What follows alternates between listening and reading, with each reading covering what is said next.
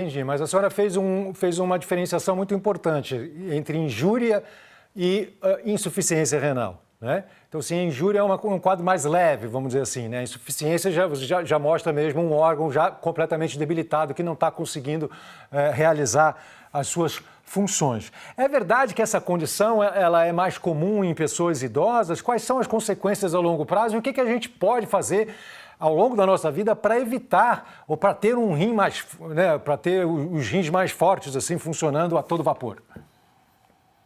Ótimo, né? A gente está num momento muito legal para a gente estar conversando sobre isso, porque dia 13 de março, né? Quer dizer, daqui a 2 semanas exatamente, a gente está comemorando o Dia Mundial do Rim. E o slogan desse ano é "Seus rins estão ok?". Então é um momento muito propício, muito adequado para a gente estar discutindo aqui a injúria renal aguda.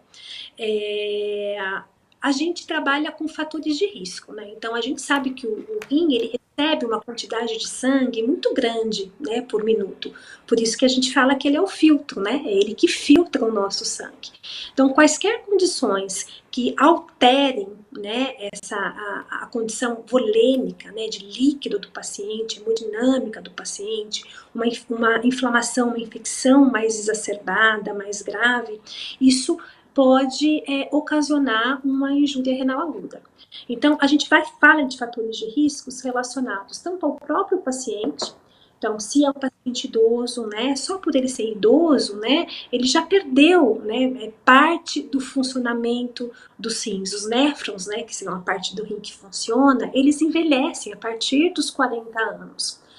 Somado a isso, né, é mais comum no paciente idoso, que a gente chama de comorbidades, então hipertensão, diabetes, esses pacientes já têm mais riscos. E a gente associa isso à condição clínica, né? Então, se o paciente está desidratado, né, atenção para essa época de calor que a gente está vivendo aí, né, bebe pouco líquido, desidrata, sendo idoso, é um fator de risco para ira, passa por uma cirurgia, tem uma infecção, que a gente sabe que é uma inflamação exacerbada, né? São os fatores de risco principais: pós-operatório, desidratação, infecção, num paciente idoso, já diabético, já hipertenso. Como a gente conversou aqui, ela pode ser desde leve, que a gente classifica ela em 3 estágios, né? A leve seria o que a gente chama de estágio 1, até o estágio mais grave, né, que é o 3, que pode vir precisar de diálise. Essa situação, né, só por ela existir, se a gente tivesse o Papa Francisco com a pneumonia dele bilateral sem ira, o prognóstico dele seria 1.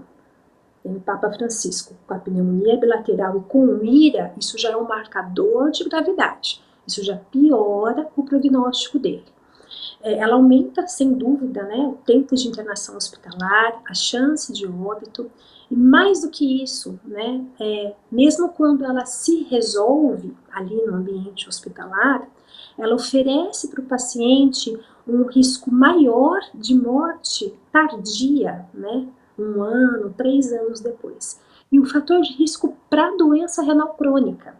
Quer dizer, nós estamos falando da ira, que a princípio é aguda e que pode se resolver, mas ela é um fator de risco para a doença renal crônica, né? Então, o Papa Francisco, até onde a gente sabe, ele não tinha ira, né? Ele não tinha doença renal crônica antes. O fato de ele ter tido uma ira, isso soma para ele o fator de risco para agora se tornar um paciente renal crônico. Entendi. Então, o que a gente tem que fazer, né?